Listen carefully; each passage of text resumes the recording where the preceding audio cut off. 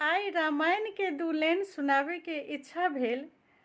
जखन श्री रामचंद्र जी पार उतरै छथिन और केवट के पूछै छथिन जे उतराई क्या लोगे, तखन के जे भाव छै से दू लाइन सुनाबे के इच्छा भेल। केवटी ने कहा रघुराई से, उतराई न लूंगा हे भगवन। केवटी ने कहा रघुराई से, उतराई न लूंगा हे भगवन।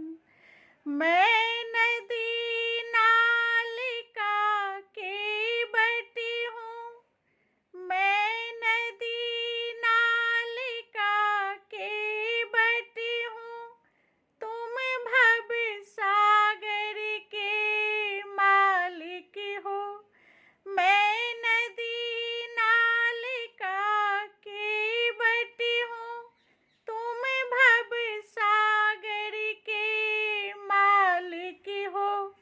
मैं हमा पार लगाता हूँ, मैं हवा पार लगाता हूँ, तुम ओहवा पार लगा देना। मैं हवा पार लगाता हूँ, तुम ओहवा पार लगा देना। केवटी ने कहा रघुराई से, उतराई न लूंगा हे भगवन। मैं नदी नालिका केवटी हूँ, तुम भव सागर के मालिक हो। मैं नदी नालिका केवटी हूँ, तुम भव सागर के मालिक हो। मैं हवा पार लगाता हूँ, तुम ओहवा पार लगा देना। तुम ओहवा पार लगा देना।